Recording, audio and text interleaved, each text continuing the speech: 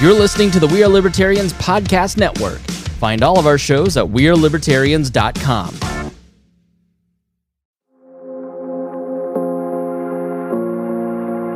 For those of you listeners who know my background a bit, you might remember the stories of my first few jobs after college.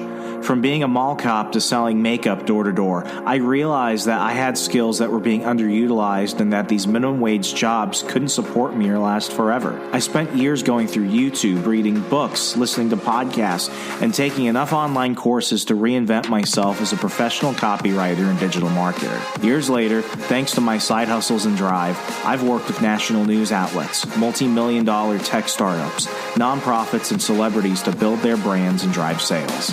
None of this could have happened if I didn't develop in-demand skills. I had to do this alone, but you don't have to. You have Hustlers University 2.0. Hustlers University 2.0 is a community where you can learn real skills to earn money online today, starting with side hustles you can use to elevate your game. I'm not just an advocate for Hustlers University, I'm also a student. Every professor is verified to be making $10K to $500K monthly in their selected field. You get full resources, lesson plans, and an active community of thousands of other Hustlers University students working on skills such as stock analysis, cryptocurrencies, e-commerce, copywriting, which was my favorite course, one I actually went ahead and took last month. And as a copywriter of 7 years, I even took a ton out of that, including some of the resources I was able to take over to my day job. You also learn freelancing, financial planning, affiliate marketing, business management, and so much more. If you're tired of depending on a boss who hates you to deliver your paycheck, or have learned since the lockdowns that controlling the source of your income is vital to your individual freedom, sign up for Hustlers University 2.0 today using the link in the show notes. I'll see you there.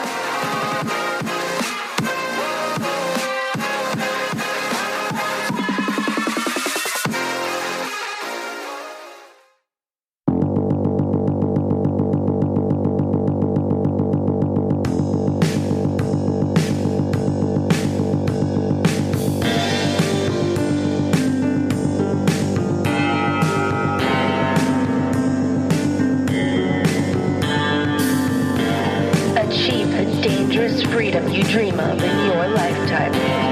You're listening to On the Run with Remso W. Martinez.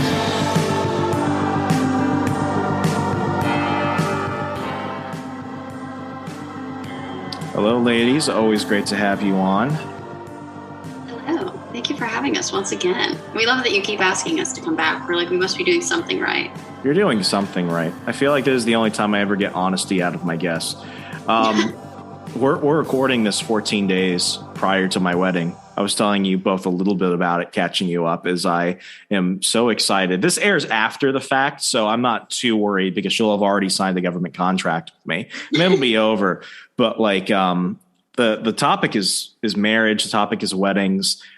I first want to know how much involvement when either of you get close to that point. How much involvement do you want your fiance to have in the wedding? Megan, we'll start with you. Oh gosh, I was going to say we should start with Rachel. You look like the most. Rachel looked ready, and I know her answer is going to be killer. You gave me the shit. I wonder. Look, I feel like I don't know. I've always had a relatively pessimistic view of relationships. Not always, but for a while. So it's like I've been enjoying. Is it because you're like a fractured, damaged woman? Somewhat. But so much baggage. Yeah, basically. So much baggage. Because I don't know. I honestly, I feel like I haven't thought a ton about like my dream wedding. Like I feel like there's girls who have like the Pinterest board. Like I know what I want my dress to look like, and like that I want it to be in the Catholic Church because I am very Catholic. But other than that, like that's pretty much all I've got down.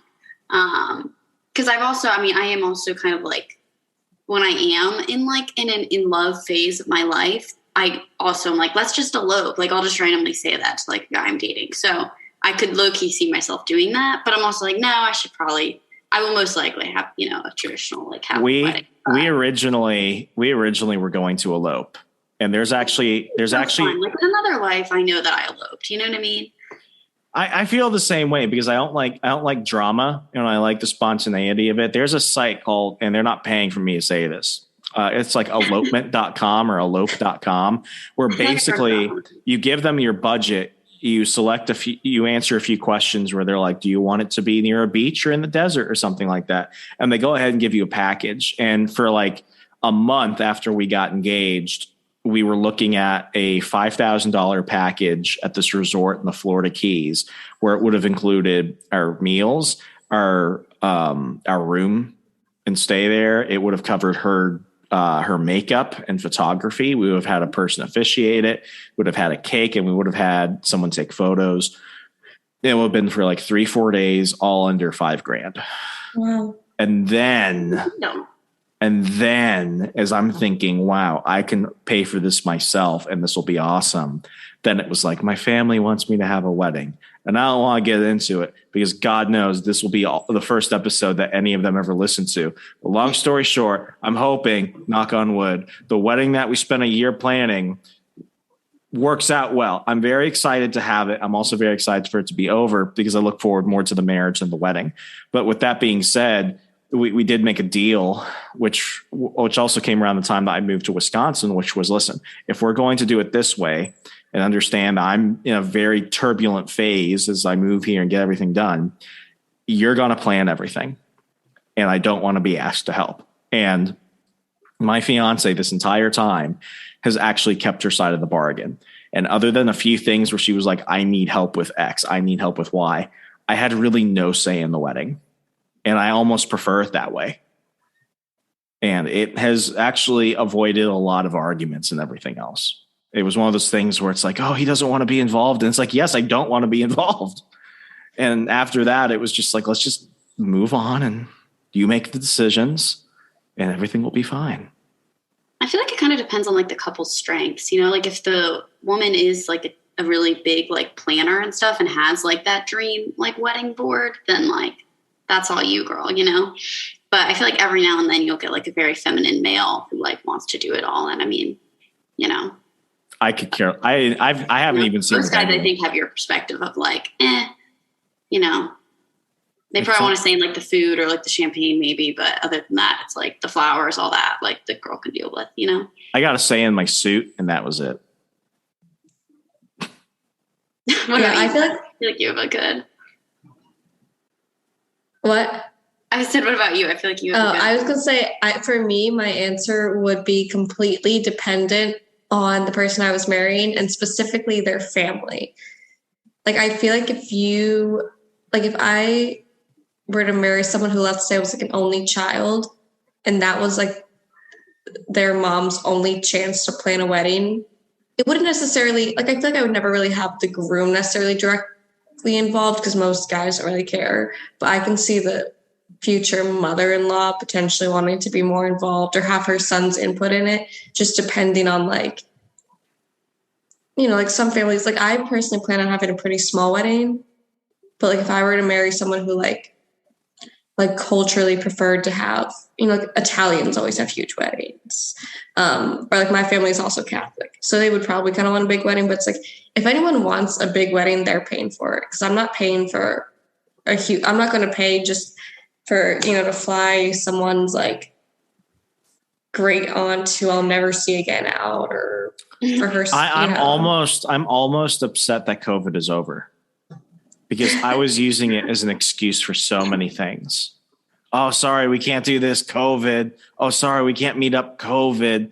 I was really hoping that we could use COVID as an excuse to get the guest list down as much as possible. Luckily, like a third of the people that were ultimately invited did not RSVP that they weren't able to come because somebody has a gymnastics tournament for their like 7-year-old daughter, to which I'm like, they'll have others. I only get married once, but you could just send cash. It was so like, I'm sorry. I got this from several of my guy friends who have kids. It's like, I'm sorry, I have to go to insert answer daughter's gymnastic tournament. It's like, the kid's not going to remember that. They really don't. Go to the next one. If you go to all of them but miss this one, they won't get upset. It's not like you were like home drunk or something, like beating your wife. You went to a friend's wedding. Like that's not asking a lot. That's asking for you to sit down, take an Instagram photo, and have a free meal. Yeah. I don't know. I guess though I'm always interested too in like when people pick, like when they plan what time of year they want their wedding. Because I kind of want a fall wedding, but then I'm like, I don't want my wedding to interfere with like a sports game, or like if there's a big football game on, I wouldn't want my wedding to like fall on that day. That like, seems like the most random thing to consider. I'm not. Actually, no, I am judging you. Are you a sports fan? Yeah, I'm a big sports fan, but I've seen. Okay. I know I've seen so many videos of like it'll be like let's take the SEC championship or something, and like the guys there will just be on their phone watching the game the whole time. Like they'll be in the pew watching the game, and I'm like, I'm not having that at my wedding. Okay, I apologize for the judgment. I totally understand that now. That's a total real concern. It's smart planning, honestly. Yeah, but then it's like because summer is like a summer wedding. I feel like it's the most like free people are all year. It's like you're off school, and a lot of people don't really have that many summer sports. But then it's like, do I want to sweat profusely at my wedding? No. Like, I don't want to be swimming in my dress by the end of the day. So, I don't know. We're getting married in Catonsville, Maryland. Okay. In Baltimore County. We have an old mansion that we're going to be doing it at. Yeah. It's not like I am looking forward to it now, since it's like, everything's basically been done and I got to customize a few things. Like it's in a wedding. I'm sorry. It's in a mansion, the ceremony, the reception, everything, because we were both like, we don't ever want to do anything outdoors, because we've been to outdoor weddings and those are absolutely miserable, especially when it rains. I attended a wedding where all the groomsmen were like super self-obsessed with like putting trash bags over their suits to go pull out chairs from the rain and put it under this giant tent that somebody pulled out. And I ended up being the person having to go out and get most of the chairs in the rain, in the mud. And it was like, I don't want anyone to have to deal with that. We're doing it indoors. And that was about the extent of it. And she went and found the venue. And we locked in the venue for a May wedding. We got the venue in between November, December, and we put the down payment in early January. So it was done, and it was, it looks nice.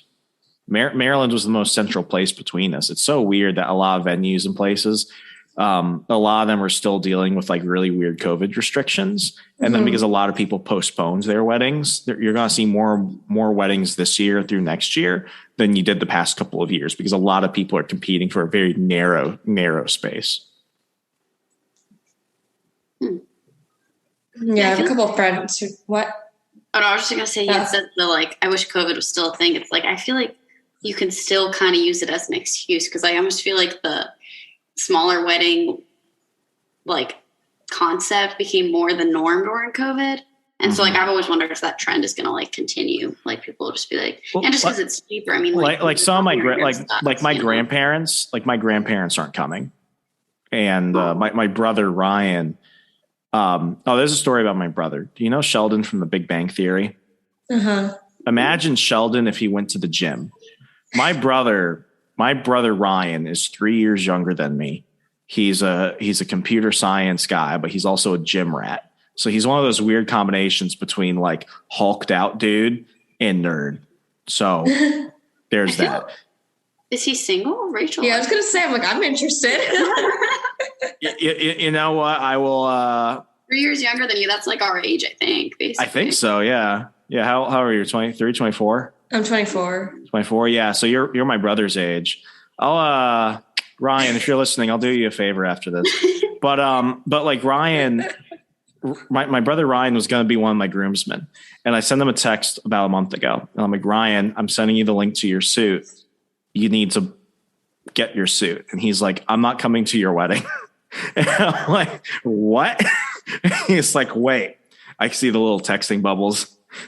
Let me provide you some context. I'm like, what do you mean you're not coming to my wedding? When were you going to tell me this? He's like, I'm flying out to Arizona where our grandmother is. And she has not touched technology from this century.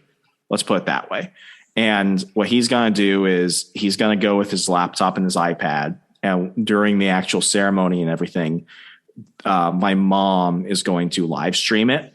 So that way they're going to FaceTime each other. So that way she can watch it because she wants to be able to see it. So like when he told me that, I'm like, oh, Ryan, that is incredibly kind of you because she's incredibly old. She's in her early 80s and she's not going to fly because of high blood pressure and COVID and all that stuff. So like he offered to go do that, which is very sweet, but I was still really pissed. I'm like, you don't start a sentence with, I'm not going to your wedding. You little punk. But, it sounds like good husband material. Someone sounds like a selfless act. You should. Did your family do they tell you when they make these decisions? Because you kind of seem like I find out about it like after the fact. Yeah. Sometimes grossly after the fact. It's like, you could have consulted me on this. You know what? I'm gonna send you each a photo of my brother. Would you believe me if I told you that my brother Ryan is a blonde? Oh, Rachel, he's perfect for you. Stop. Oh, now I'm curious. Is he Christian at all? Yeah. All right, Ratch. You gotta.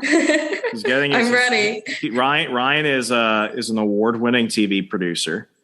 He's getting his master's at George Mason.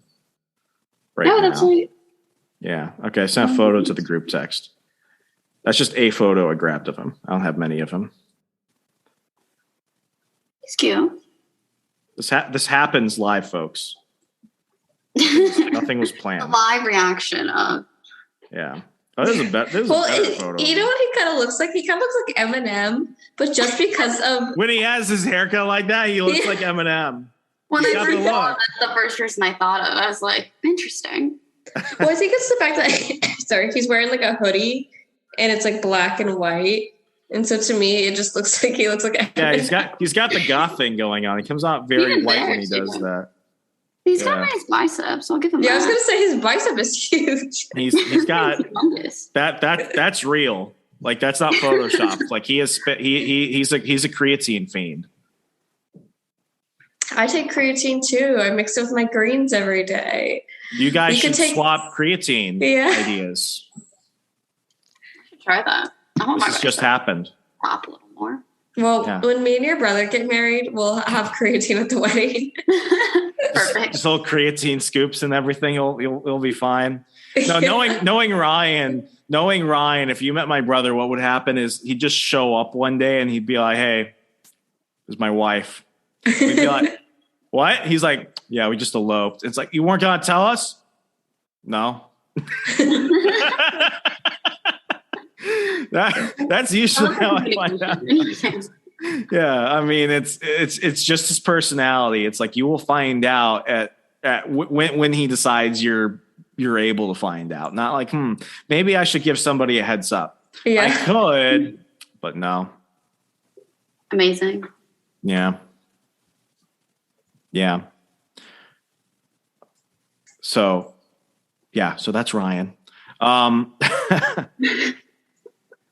How at what point like I've never understood this. Well, actually maybe kind of, I don't know. Like do women usually like she always had like this idea of what she wanted the wedding to be like and what her dress wanted to be like, and I've noticed that with a lot of my female friends. Guys don't have that. I wonder if that's just a difference between men and women. Like have you two always kind of like thought about the wedding one day, like eventually regardless of like when it happens? Because I don't think guys ever think about that. Like that's just not like that's a day. It's not like we're avoiding it. It's not like we're not looking forward to it, but like we don't think about like who's going to be there and where it's going to be and what we're going to wear. We're just not wired that way.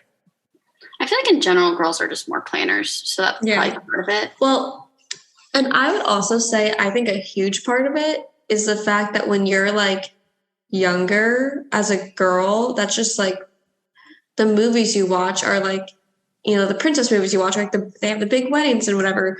And like the movies that like little boys watch don't like the wedding isn't like the theme of the movie. So usually when you're there's younger, an explosion at the wedding and it's at the beginning of the movie. And then the wife gets killed and then they have to go on like a revenge killing spree. Well, what that made me think of was it Spy Kids, when they get married and then they like jump off the cliff in their parachutes. Oh, in the first movie? Yeah. Oh, yeah. That's what that made me think of. But I think honestly, a lot of it is just how society or whatever has perpetrated it. But I do think that like for women, it's just like put into your mind at such a young age, or like you can even like, like there'll be like dress up things for girls to pretend like they're getting married or have a fake ring or whatever, whereas they don't have it for guys. Even like I remember in middle school or high school, like Say Yes to the Dress on like yes, like a pretty. Oh my gosh, I love that show. And yeah, that's what like first got me thinking about like what I want my wedding dress to look like was that, and that's probably like the only thing that's like I feel like I wouldn't have as good of an idea of it. Would either of you be really weirded out if your potential fiancés were like really excited and really involved in the wedding planning process? I would be, I guess, I wouldn't expect it, but I'd be like shocked, but I wouldn't be opposed to it unless they were trying to be like whatever the male version of like a bridezilla is. Because I think I'm kind of a groomzilla. Because I feel Mecca like I'm groomzilla. Groomzilla. Mecca groomzilla. I feel like I'm pretty I'm a kind of a control freak. So if they were trying to like take it, or especially if it was something that they know I didn't like or whatever, I'd be like, no. Yeah. I feel like Groomzilla sounds like a Hallmark movie. I just want to throw that out there. Yeah. What would that look like though? Like, this might be your wedding, but it's my wedding too. Coming this Christmas. It would have to be Christmas, Yeah, I don't know about that. I feel like, I don't know. I think it would be nice if they were kind of involved, but like again, yeah, it's not the expectation.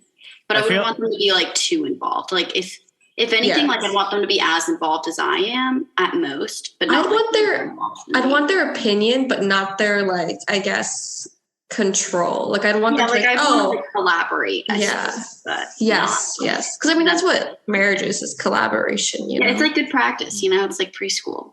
For marriage. I did not want to make any decisions when it came to the wedding. Like, which I think that's pretty standard. Yeah, I mean, it comes down to the point where I think with guys who are more worried about like what delivers an outcome, and women are like, well, how do we get to the outcome? Because I'm more concerned, like like my biggest thing, my big role in it has been like preparing our finances. That has been a lot. Getting everything set up with my job and everything else. That's been a lot. Getting ready for health insurance, life insurance, all that type of stuff. That has been a majority of what I've done. And it's like, while I focus on this, she's focusing on deciding what plates people are going to eat off of. And I'm like, that doesn't, regardless of what the plate design looks like, it doesn't impact any of the things that will take place the day after that actually impact their lives. And it's not a criticism. I just think that when it comes to that, it's like it's a set of different priorities based off of what we're more excited for. I'm not saying I'm not excited for the wedding. I'm more excited for what the wedding produces, which is a marriage. Whereas it's not that she doesn't prioritize that. It's just that she really wants the wedding to be good, which I have had to step back and understand. Like, even though we are focusing more on one thing versus the other, it does not take away value from the other. And that's the thing that we've kind of had to figure out. I like that. I feel like that's a good balance. We've been together for 7 years at this point, and it wasn't really anything that we really ever talked about. I don't think there's ever there were, even in my past relationships, like we never really got close to that point. But it's like once we actually got engaged, it became real. It's funny because I feel like in my past relationships, we'll like either talk or joke about like having kids together, but like never talk about the wedding. And I'm like, I feel like I have talked about the wedding. I've talked about a wedding with my exes before, and not even because I thought I would marry them, but just kind of from like a hypothetical. Yeah, almost again like kind of like a planning thing where it's like, oh, in this scenario, do I have to invite all of your cousins or whatever? Because also I feel like I have dated people with bigger families than me. So then I always think about that, about like the wedding. But yeah, I will say, so I remember in college, some of my friends they knew like what the cut of their engagement ring and like what they wanted. And I never knew that. And then the other day, I think I'd seen a movie or something, and I was like, you know what? I need to figure this out for myself. So I was like, literally, it was like, I don't know, like it was some like night. I don't remember. It was like a Sunday night, and I'm like scrolling through my phone, like looking at the different cuts, and I've decided I know what engagement ring I want. So I'll just put it out there in case, anyone is listening. I want a 2-carat like circle cut with a really basic band, and I want it to be a gold band. You just described the wedding. I'm sorry. You just described the engagement ring that I got for her. Aw, that's like so down to the T. She wanted something more. She wanted something more vintage. Like she wanted that halo aesthetic. The difference is hers has some diamonds in the band, in the gold band, but it's because she also planned out what wedding band she wanted with it. Would you would you want to tell your fiance what engagement ring you want, or would you rather have him go surprise you? I would definitely. I'm pretty particular with stuff. Especially if they're going to be spending that much money on a ring, I want them to know that like it's something I want versus like them being like, oh, let me drop this money on a ring that she might not really like. She might say no. I think it's also like, it's something you're going to wear the rest of your life, ideally, So like, have either of you ever seen on like Facebook Marketplace? I got this a lot at Liberty University. At Liberty, this was like a chronic thing, but you would have these women go into like the Facebook Marketplace in your area, and it would be like brand new engagement ring, slightly used. And it's like, wait a freaking second. And then it's like, oh, wait, the engagement is off. And then I'm thinking, she's walking away with the money. Dang. Yeah, because you could sell that for thousands and thousands of dollars. But then they're not out of the pocket. They just walked out with a profit. Yeah. It's like they should give it back to the guy who bought it for them. No, I would give it back to the guy. Yeah. Unless it was like something like... Then like, screw that. But like, for the most part, especially if she was the one who ended it, you should give that back. Yeah. I've never thought about that. Though I bet you could get good if you went to places like Liberty, BYU, Baylor. I bet you can find great deals on engagement rings. But would you ever want to wear somebody else's engagement ring? Like, for example, like I know people, it's like their grandmothers would give them their engagement ring. Yeah. That's different. That's a family thing. If Megan gets engaged and then the engagement is broken off, and then she's like, here you go, you can have my engagement ring for this price. Would you want somebody else's bad luck engagement ring? I mean, I realistically wouldn't, but I would say if it was a really good price on a really nice ring. Yeah, honestly, because it's like, I feel like ideally no, like that would be kind of bad luck, but it's also like, I don't know, from a practical standpoint, like it is just an object at the end of the day. It's not like it holds. Yeah, I don't believe in like luck being attached to things like that. So yeah. I am far more superstitious. Like, maybe if it's like a poorer couple or something that can't afford a really nice ring, you know what I mean? That is never the case.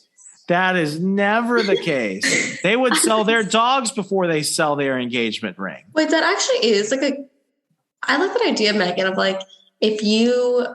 Because I know people have like calling off engagements and whatnot. And it's like, if you've already bought stuff that you're not going to use and you like, for whatever reason, can't return or whatever, I think that'd be such a cool thing to like donate it to people who like actually want to get married, but just can't afford to have like a really nice wedding. Right. Yeah. It's like, I don't know. It's almost like give your pain a purpose, Yeah. I honestly want that makes sense though. But the ring though just seems like a completely different thing.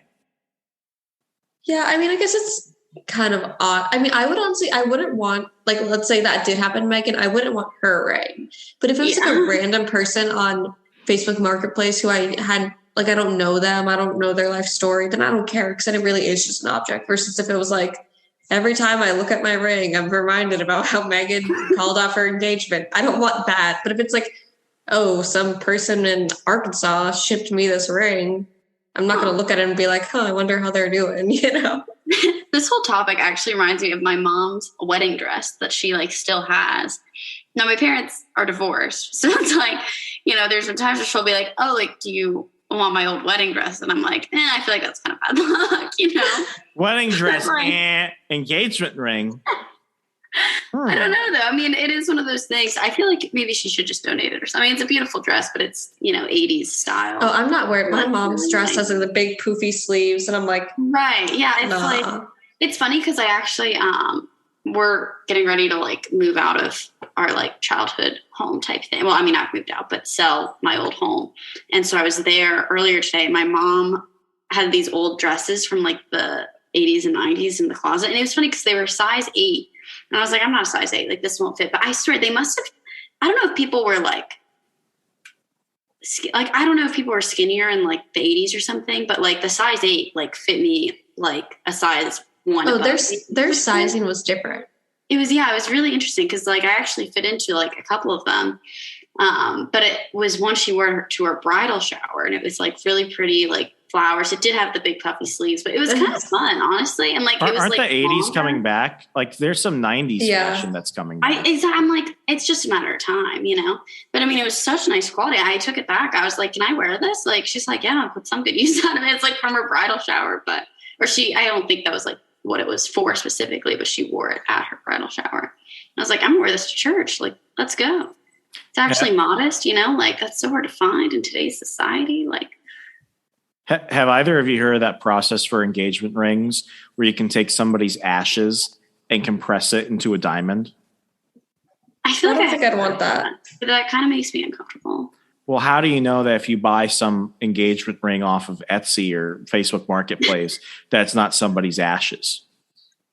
I don't know. I will say though, I risk high reward, I guess. Whatever ring I buy, I want it to be a conflict-free ring because a lot of rings. You're putting those poor kids out of work. But like I don't know, like I've actually thought about this a lot. Like, I don't know, I would want to buy a ring that is as ethically sourced as possible, or buy a diamond that was already like used for something else. Do you know what lab-grown diamonds are like? Yeah. I wouldn't want that. I did not know. So here's the thing. Like when I was getting her ring, here's how I got her engagement ring. When I knew I wanted to marry her, I actually just took her to the jewelry store and we got her sized up. She already knew why we were there. So that was the moment where it's like, really, it's like, if we're going to go on to the next part, like you might as well tell me now. So at that point, it was like, she would say yes.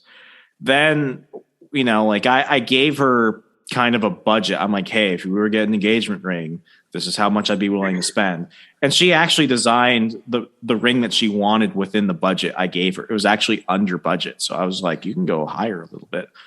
And then when I bought it in cash. And it wasn't like it was an easy process. I feel like a lot of guys think they have to go ahead and surprise their significant others in that situation. But it's like when you're about to do that, and I was in college when I bought the ring. So I bought that ring during the Obama administration. It wouldn't show up until like a phase 1 of Biden. That's how much time had passed. That's crazy. Oh my gosh. I had some health stuff going on. I had some army stuff going on, job stuff. Like it was a lot like that movie 5-Year Engagement. It's like each time I think we're ready to get married, it's like slam, not today. COVID. Yeah, I mean, it was so weird. The joke was, and after like year 5, people were like, when are you guys getting married? When are you guys getting married? When are you guys getting married? I took her to a Greek restaurant in Culpeper, Virginia, called It's About Time. So the joke was that when we showed up and got engaged, it was about time. That's funny. And here's what's funnier. Did you tell, like, when you got to that restaurant that it was like coming, or like? So I lost the ring that morning. No. I lost it because I was gonna move to Wisconsin about a week and a half after that. So I planned out this whole day. I'm like, hey, let's go have some fun in the, outside of Nova for a little bit, and let's go to a nice dinner that night. So I had the ring in the sock drawer, but she was staying over at my parents' house with us, and I was afraid, for some paranoid reason, what if she goes through my sock drawer? Completely irrational. I hid it in an old camera bag for the show that my brother and I were doing. And that morning I was like, I'm going to go to pick up the ring. And I look at my sock drawer, not remembering I had moved it again. And then I go ahead and destroy the entire house while she's in the shower. So I'm going around like throwing things everywhere, blankets, books. I'm like, I lost that fucking ring. And eventually it was my brother Ryan who went to the one thing I hadn't destroyed yet. And he pulled out the box and he's looking at me like I'm a moron. He's like, here, how do you lose this? I'm like, oh, judgment. So that whole day, like she knew when she got out of the shower, it's like I was ready, but now I'm like sweating and stuff like that. And according to her later, she's like, that's when she kind of got suspicious. But when what really tipped it off was I had made reservations for that restaurant. You had to make reservations weeks in advance.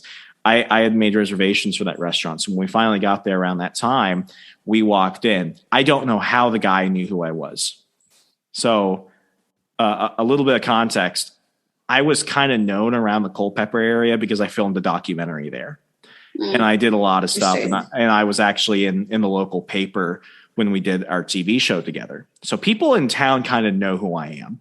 But when I showed up at that time and I said, hi, and before I even said my name, the host was like, Mr. Martinez. And I'm like, yeah. And he's like, yeah, we have your table ready. And she looked at me. She's like, did you make reservations? I'm like, no. She's like, why do you call you Mr. Martinez? I'm like, I didn't hear that. Oh my gosh. The first line. So when I eventually did propose to her, like she kind of saw it coming, but it still meant a lot to her. So the first song we're going to dance to together is going to be We Have All the Time in the World by Louis Armstrong. That's so cute. I love that. Full circle. Wait, I actually really like that. That was I don't know. I definitely want to be surprised when I get proposed to. Do you want to have like any inkling, or do you want just complete surprise? I don't want to know, but I do want to be prepared. Like I don't want my nails to be busted up, or I don't want to be. So actually, I want to be like pretty, like in a nice outfit, you know, like. Yeah. So one of my we were talking about this at my Bible study about like getting like not knowing that you're getting proposed to. And one of my friends said that she, I guess, was on a trip with like her family and her boyfriend at the time. And her mom and her were going on a morning walk. And so she's just wearing like running shorts and a t-shirt. And she's like, yeah, I didn't want to wear a bra. Like there's no need. And her mom's like, you should really wear one. Like we're about to go out in public. And she's like, no, we're just going for a quick morning walk. And then her, boyfriend proposes. And so she's not wearing a bra. And she's wearing a t-shirt and shorts. And it's like, no, that's not allowed for me. That is not allowed. That is so funny. But at the same time, it is kind of her fault. Her mom told her, like, hey, you should probably look a little more presentable. We're about to go out in public. But I had a similar experience in high school. Like my friends were throwing a surprise party for, I think, my 18th birthday or 17th birthday. I think it was 18th. And I like had been taking a nap before and like didn't want to like dress up or like really get ready at all. My friend was like, oh, you really should, And it was just funny. The whole. Yeah, that's like, it's like but I don't want to be like, some people know exactly, like they'll be like, oh, especially I feel like when people do proposals on like trips, that you always know, like if you're going like on a specific trip or whatever, then you're like, oh, I'm going to get proposed to. Like, I don't really want to know. I got really lucky because of the timing of everything. I made it appear more like this is my last trip to my favorite places in Virginia. Yeah, that worked out well. Yeah. And because I said we're going to go to this restaurant that we both have wanted to go to for a while, which is a place where a lot of proposals happen. She was already really dressed up for that day. Mm-hmm. So like I got really lucky with that. It rained afterwards, but like when we walked out of the restaurant, it just finished raining. And it had like that nice, like that after glow. Rain smell and everything and that glow. And it was like, oh, this looks really romantic. Yeah. Yeah. Cute. That was the best part. Then the wedding planning was like, welcome to hell. And it was like, oh, okay. Hi. Did y'all start immediately or did you like take some time? We took like a week. And then right around the time that I moved here was when we had been talking about eloping. And then probably like the second month, I'm already starting to like book things. And she's like, well, are we going to have a guest list? And I'm like, no. And she's like, oh. And then it was like, well, who are we inviting? I'm like, nobody. And then it was, hey, how do you like this venue in Maryland? And I'm like, Maryland's not Florida. And then it quickly got to the point where she's like, Remso, we're having a wedding. And I'm like, okay. You're like, damn it. Yeah, I mean, my thing was like timing, money. This is still when like governments are like saying, oh, we might shut down again because of COVID. And it's like, do you want to have that type of commitment? We just don't know what tomorrow really brings. Mm-hmm. So I wasn't necessarily doing it out of a completely selfish nature. Wanting to just have a wedding to yourself and not invite your family, I will say, is inherently selfish. I admit to it, but it wasn't entirely because of that. It's because they just shut down everything for a year. Yeah. And it's like, we don't want to commit to this and then end up like friends of ours who had giant ceremonies planned, and then they just went and eloped. They would elope at a canyon. They will elope in the forest or something like that. They would have these really nice things. And I thought that's what she wanted, but she was like, no, we're going to do it this way. And some of it was family obligation and other stuff, but ultimately came down to, listen, we can have this discussion over and over again, or we can make a deal. You can plan everything and you can leave me out of it unless you're telling me you explicitly need help on something. And she was like, yeah. And she kept her promise. And we had no more arguments out of it. Like there were like little things where it was more like disagreements or figuring out how to do something. The guest list was one of them, but really after that, it was really easy. And she did everything. And she did this while her mom got diagnosed with cancer. Oh, and then she's dealing with that. Yeah. 2 months ago, so early March, she was diagnosed with stage 4 ovarian cancer. That's what my mom had, and she's still alive. So there's hope. That's amazing. I mean, it came overnight. Like, yeah, that's how mine was. It was crazy. And, my mom stepped up and helped out with a lot. And her aunts did, like, it was a moment where it's like her mom needs to focus on recovery and everything, especially when she had the hysterectomy. And she's planning the wedding. She's still doing work for her father, who she works for. And now she's a caregiver to a parent. Like that's a lot of stuff just piled on her. So at that point, then I was like, tell me what you want me to do if you need help. Yeah, you're like, I volunteer. Yeah. It was an easy thing. Yeah. But yeah, how long into a relationship would either of you go before you're like, do I actually want to marry this person? This is actually like one of the main topics. It's understanding marriage material in men. I've got a lot of younger listeners who are in their early 20s who are now getting to this point in their life. And I had a very abnormal relationship, abnormal only because we were together so long, not living together. A lot of people live together before they're married now, which I think has its own set of problems. Mm-hmm. But I mean, it was also like a 1.5 year long engagement and everything else. So, I mean, I look around and I don't think that I'm the type of person to provide a lot of insight on that. But I also think a lot of male listeners, they don't understand what women are thinking. I think the one thing I figured out around the time that I proposed was like, I will never understand what she's thinking. I think that was one of the issues with my prior relationships too. It's like, I think I know what they're thinking, but the real piece came when it's like, I just don't know what they think. Men and women are different. Always communicate. Yeah. Well, because the thing is, like, I feel like women too will assume, oh, the guy knows what I'm thinking. And the guy might think they know what they're thinking, but it's like, no, unless it is blatantly said, no one knows what you're thinking. Like, we don't have telepathy, y'all. Yeah. But for me, I think I would know if I wanted to marry someone within like the first, I don't know, I'm going to say 6 months. And then I would like to be, I mean, I guess it depends in terms of like the stage of life you're at or whatever. But I think I'd like to be engaged between like, I don't know, maybe like at like 1.5 years, 2 years. I think I agree. Yeah. But I think I would also, though, I feel like at that point, it's like I'd have to go into the relationship with like an understanding at both ends that we would ultimately want it to lead to marriage. Because otherwise, I feel like 1.5 years is kind of rushing it if you're just kind of dating more casually.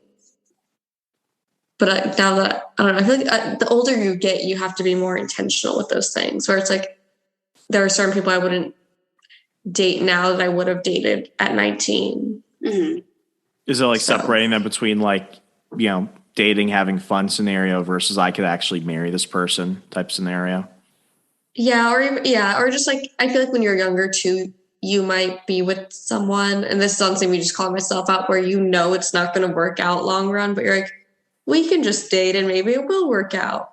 Whereas now I'm like, if there's something where it's like, you know, like values or something more important like that, and I know we're not aligned, then I'm not even going to date you. Like, I don't care if you're like, we get along really well or whatever. Like, I'm not just going to date you for like, well, it could maybe maybe someday you'll believe this. Or it's like, no, like I don't have time to do the hypotheticals. Yeah, I feel like I'm almost at a point where it's like, because I feel like Rachel and I both have this problem of like dating sort of the potential and not like the actual person. Yeah. And I think we've both gotten a lot more, you know, intentional about our dating lives as we've gotten older. But I don't know. I feel like there's part of me that like in the last couple of years has still like gone on dates with people that had like a lot of potential or gone in relationships like with that kind of thing. But it's like, because obviously, you know, you're not going to know most likely on like a first or second date if the person's like the one for you. But like someone that could be the one, and not in the sense of like potential, but in the sense of like, I feel like I want to date someone that is like husband and like father material for the most part. You know what I mean? Do you go in when, I think with men, we're a bit less discriminate, especially since, I mean, younger men, it's like we will get into like absolutely toxic relationships. We're pretty fast. But like with women, girls, you know? Huh? Well, girls do too. Rachel and I have been there, but I know far too many of my guy friends who married strippers. So, oh my gosh. Okay. Yeah. You so win. like, I think it really just depends on what you value, or like if you even hold values. Because there are some people I know who they really don't have any like strong belief system in anything, or like any strong values. So it's like if they're dating someone who's just really nice to them, like that's good. Or even not nice, but they like, I don't know, there's something that they enjoy about this other person. That's all it takes. Mm-hmm. You know, like if you don't really have like, I feel like a strong roots in anything, it's like you can date anyone surface level and make it work. Like I've thought about this before where I'm like, there are some of my guy friends that I could marry and I could make it work, and I could even have a quote unquote good marriage with them, but it's not something that I would like want in terms of like my personal goals of like how I want to develop as a person. do you feel that other women are more, especially when they're like out of college, they start working and everything? Do you feel that at that phase in your lives, you're dating more with the intention of marrying, or are you still dating to kind of just figure it out? I feel like for both of us, we've gotten more intentional about dating than when we were in college. Because I also think too, like, I don't know, being like I've only been out of school for like a couple of years now, but I feel like compared to when I was in school, I just feel like in general, and I guess it's just kind of how like your psychological. It's like part of growing up. Yeah. It's like, I don't know. I think like my self-esteem, I think, is a lot higher than it was 2 years ago. Like, I think I have a lot more respect and like love for myself than I have in the past. So it's like, I think just naturally because of that, like, and that's just a part of growing up and like maturing, but it's like your standards get higher. And it's like, and I also feel like too, like, I mean, working full time, like you don't really have a lot of time to waste. I feel like not like we're both young, like we have plenty of time to get married still and like have kids and all of that. But it's like, you just don't have as much free time as you used to. And it's like, I don't want to spend my free time with someone that, you know, is kind of like, doesn't really want to be with me, or like, isn't really giving me like their best foot forward, especially if I'm willing to put my best foot forward. Then it's like, no, like I don't want to waste my time with someone that doesn't really care and have like the same, or even if someone who does care, but like, you know, it wouldn't work out long term, you know, like, cause like Rachel said, like there are people that you get along with and like you can have tons of fun with. But if like, I guess I feel like I've like been on dates with guys like that, where it's like, oh, like this person's so fun, but like long term, like we would hate each other. Like, you know what I mean? Like we have totally different. What are some of those red flags? It's like you like the person, but you don't think that this has like long term potential. I think, I mean, I don't want to speak for both of us, but I feel like it is kind of both of us, but like the Christianity thing's big, Catholicism, but like, I definitely want someone who's like pursuing God, but also I think ideally someone who is like Catholic, because I've gotten very into like my faith in the last couple of years, and I want someone to share that. And it's also from a woman's perspective, like they say, I talk about this a lot with one of my other friends, but you're like in a family scenario, like if you're, you have a few kids and like you're going to church every Sunday or whatever, like basically most studies show that like the kids will follow the faith life of like the dad. So like if the dad is like very faithful and like goes to church and everything, like the kids are more likely to like grow up with like a stronger relationship with God, as opposed to it's like, oh, the dad just sits home and like, watches football on Sunday and doesn't go to church or anything. You can watch football on Sunday, but like after church, like even if the mom is super, super faithful, if the dad isn't, the kids are like whatever statistic amount less likely to like. It's because they're following that more. It's because they're following that more like dominant figure. Yeah, exactly. So it's like, it's not just me anymore. It's like, it's my future kids. It's like how they're going to grow up, like, and I think that's made me, and I think because I don't really have the best relationship with like my dad either. And that's been like a really hard thing for me growing up. It's like, I really want like my daughter or son to have like a really good father. And so I think that's made me become a lot more intentional with who I date as well. Also, I think what you were kind of saying about like the dominant figure, I think, or I believe personally, and this is just kind of, I think a lot of people believe this, but this is especially true in like Judeo-Christian religions and cultures, is that the man should lead, and the man should lead, like you in like your spiritual walk and the values and like finances and stuff. So I think I'm a very, like I said earlier, I'm a very like control, or like I know how I like things and want it to be a certain way. So now I feel like when I think of like dating someone, it's like I want to date someone who I would actually want to follow. Like if they are to lead me, like if they're going the opposite direction I am, like I don't want, myself to follow them, or like my future kids to follow a direction that I wouldn't myself take, So that's something I think I've thought about too a lot, is the fact that like, if I would want to be like, I would want to aspire almost to be like the person I'm dating and eventually marry.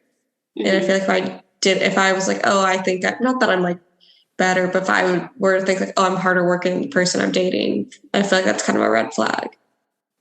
Yeah, it also has to go into like what areas are you deficient in that your partner kind of fills. Yeah. And it's not necessarily so much of an opposites thing, but it's like, we went through premarital counseling and we had a lot of stuff kind of solved before that. Like who's going to make a majority of the financial decisions? Everyone always wants to say we both will. But the truth is that's just not the case. It's not the case with that in a lot of things. Like we even came down to like, who's going to do certain house chores. She's like, I never want to do the dishes. I'm like, fine, do the laundry. I'll do the dishes. Like little things like that. And then it gets to like bigger things. It's like, who's going to be the primary breadwinner? If we decide to move, like, how's that going to impact us? Whose career are we doing that based off of?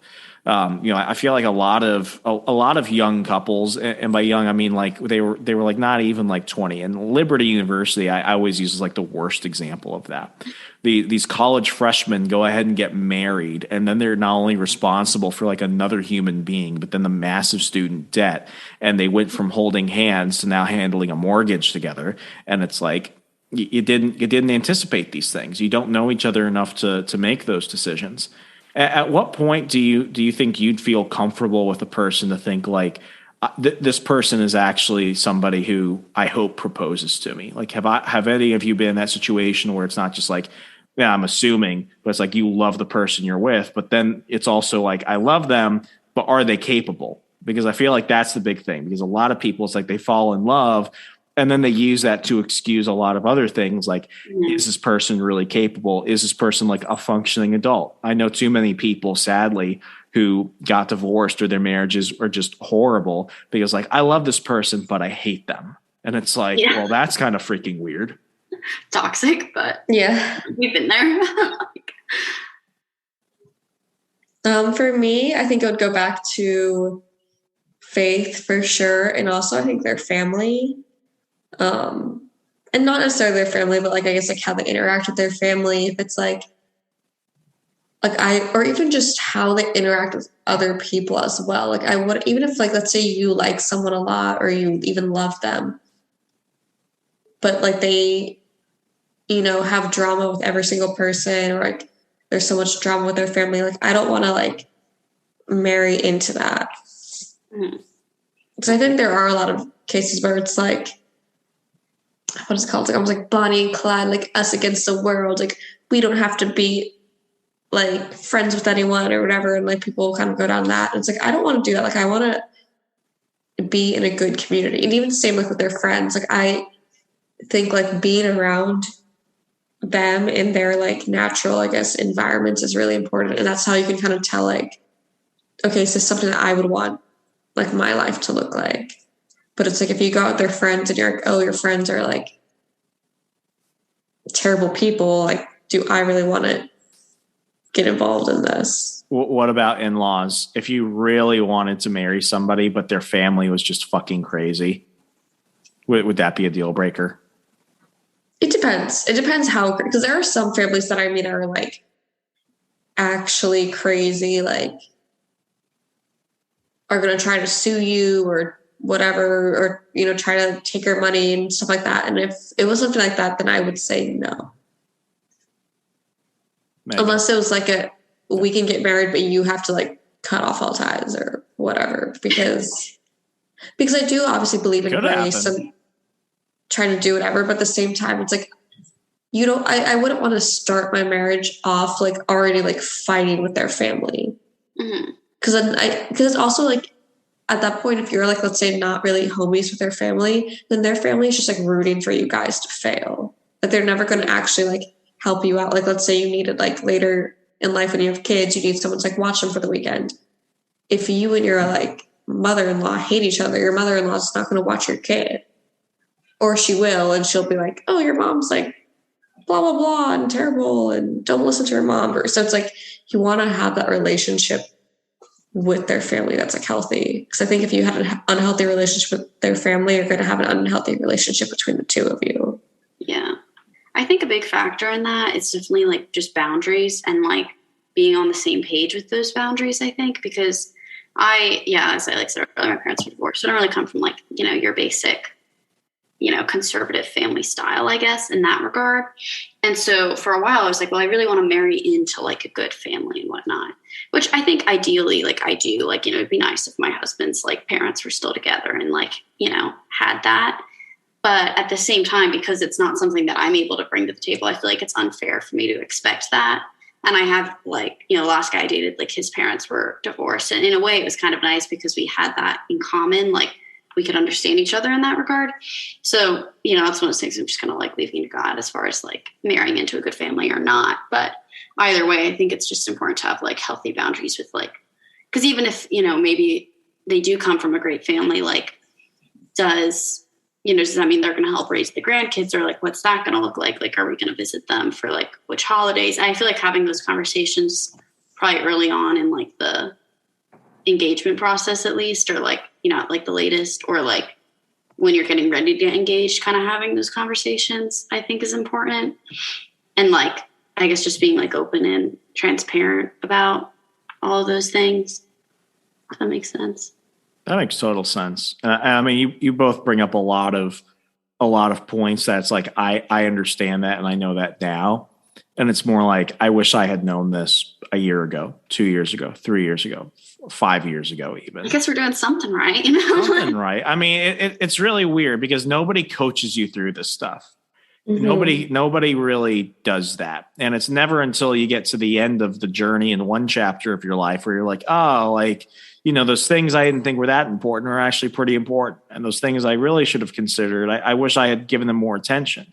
It's a complicated thing. As I get married, like, I think there's a part of me, and I find this with a lot of different parts of my life, where I almost feel like I'm the adult in the room. I still feel like a teenager or something. Mm-hmm. Like I almost feels like an adult imposter syndrome. Like people will give me like a lot of responsibility, or I'll have to handle something that like I would remember my father handling. And I'm like, okay, when is the adult going to come in the room and help me? because I feel like I almost feel like I'm doing something wrong, or I'm going to mess up, or I'm not the real person who's supposed to be doing this.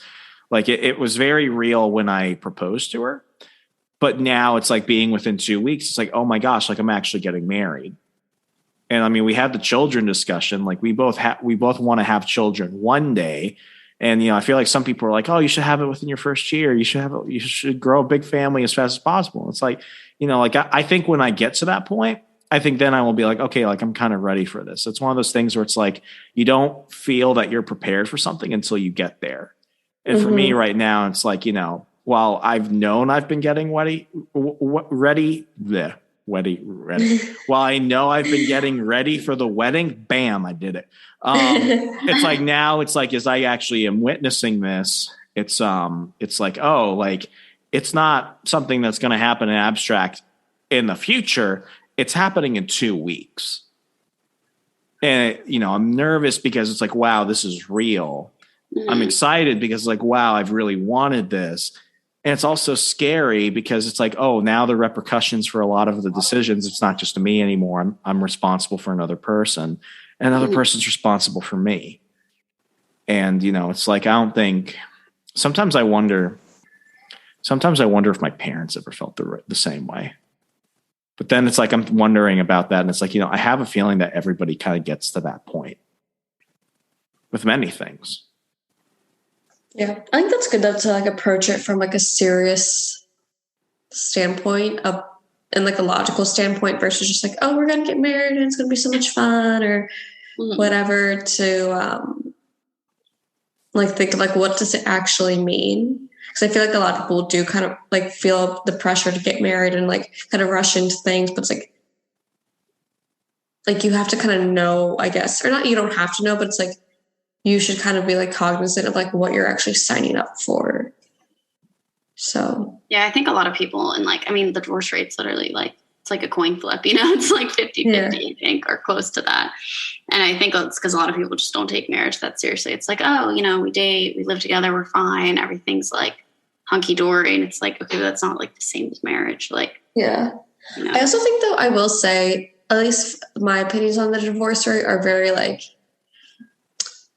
I do think divorce is a growing issue in this country, but I also think that for the longest time, like people just had to stay married.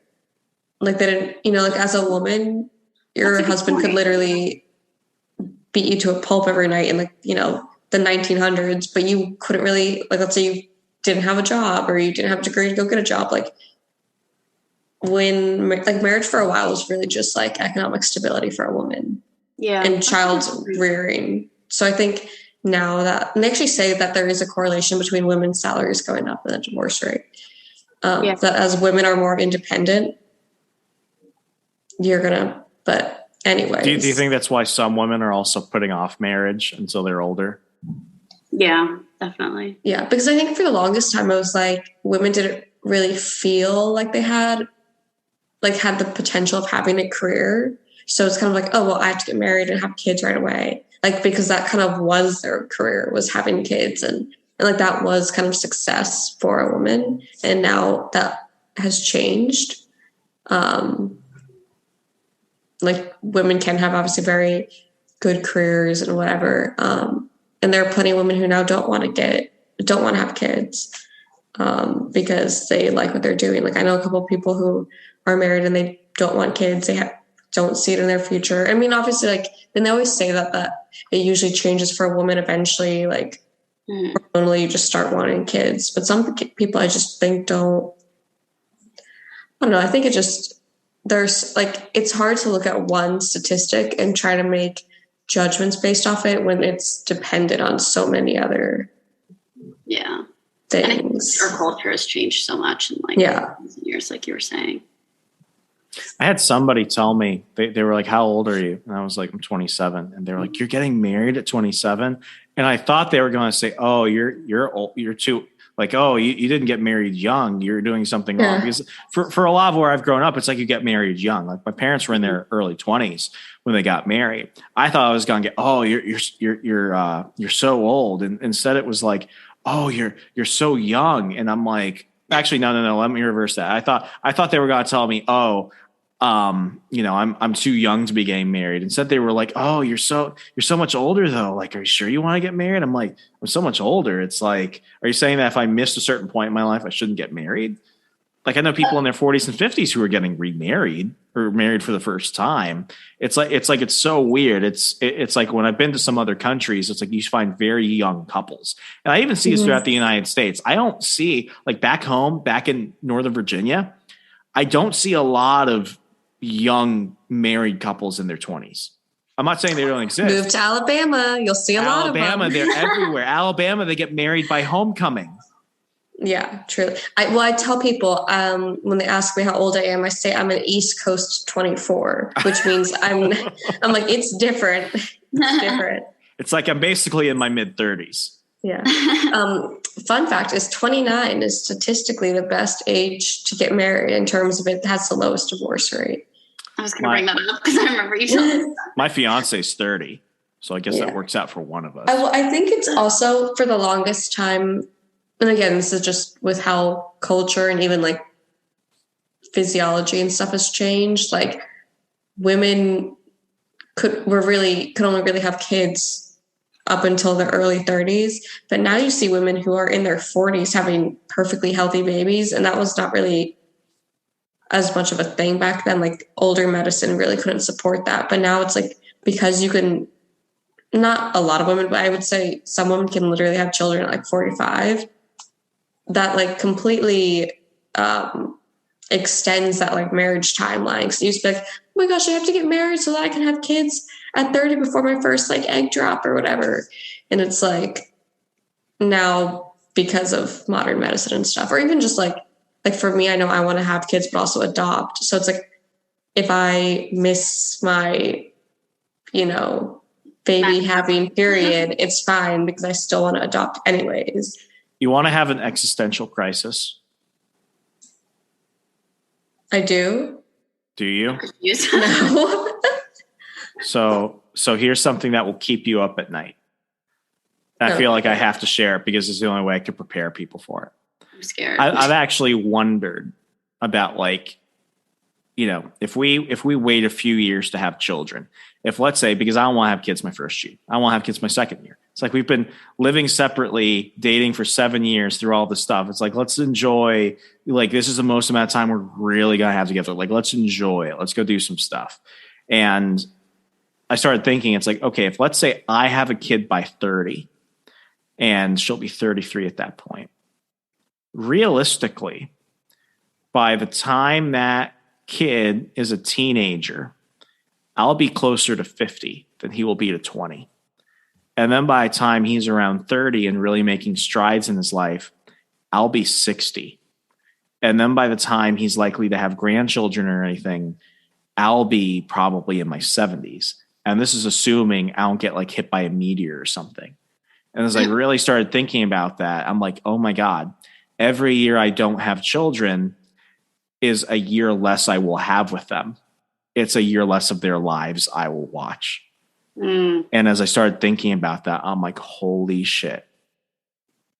Now, does that make me want to have a conversation with my fiance and be like, okay, we have to have kids immediately? I'm not at that point, but that's one of those things that I never thought of it that way. And like my father was about 22, 23 when he had me.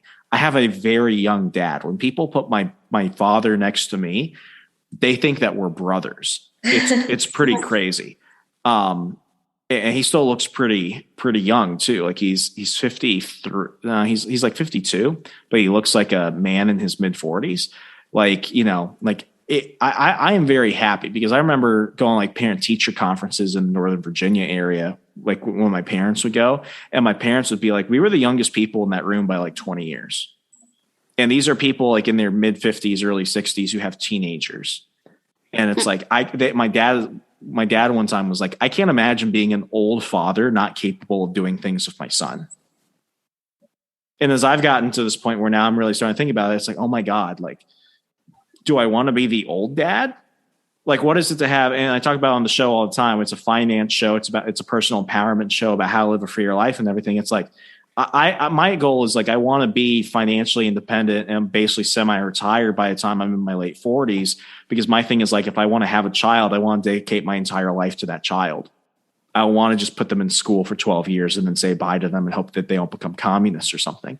It's like, I would rather have more memories than simply be on the earth longer. Mm-hmm. And that's one of those things I've spoken to my fiance about. It's like, would we rather have more genuine memories, or would we just have more time? Mm-hmm. And I still don't think there's an answer to that, because then you get to the point where it's like, you get older and you're looking at it and it's like, damn, like I just wish I had more time. I would like to find this middle ground where it's like, you know what, the time I had was not long, but it was well spent. Mm. But it's a weird thing. I started thinking about this way probably like a month ago. And now it just kind of sticks with me. And every day we get closer to the wedding, I'm thinking about that. And there are things I never anticipated. And it's, it's not, it's only scary because I'm seeing things a very completely different way. And I think that's just part of growing up that comes with it. Yeah, I was actually thinking about that kind of the other day. I was like talking about my retirement plan with my dad. And I was like, so my dad's like almost 60. He's like going to turn 59 this year, I think. And I was like, realistically, I'm going to have to work like another 40 years before I retire. I'm like, my dad's probably going to be dead by the time I retire. I'm like, that's kind of sad that he'll never see me not working. But at the same time, we were talking about this, I think, in church or something today, about how if you ask most people what is your great grandmother's name, they don't even know it. So it's like, which might sound morbid, but it's like, you really only have a short time on this earth, and the impact you have, they're not going to maybe they don't know your name in like a couple generations, but if you instill certain values in your kids, like that's what's going to live on. And ultimately, like obviously you should enjoy life, but like, because your life is shorter, it's like your life should be more directed towards like raising your kids in a way that they can like pass that down. Because even those good memories stop after, your good memories with your kids go once your kids pass. But like the values you instill in them are going to continue to, last. Wow. Yeah, that got really deep. That's really deep. It's funny because I was just going to echo off like Remso's point of like, when it comes to, because I feel like I've had just a similar thought when it comes to the whole like raising kids thing and like your age, but it's sort of like opposite. So like my parents are like a lot older. Like my mom didn't have me till she was 42.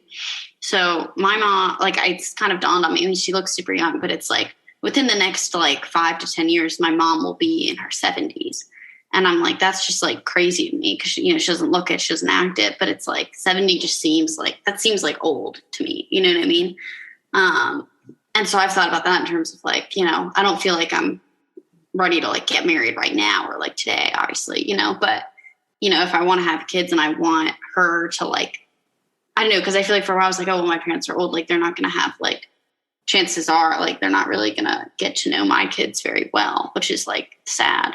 But it's also like if I have them sort of like if I were to have like a few kids by 30, at least she could kind of help raise them for a little bit, most likely, or at least for like, maybe a good part of their adolescence. You know what I mean? I don't know. I just feel like it's one of those kind of like I don't want to waste my time just on like guys that don't care or like whatever, As a guy, I spent so many years just very narrowly focused on myself.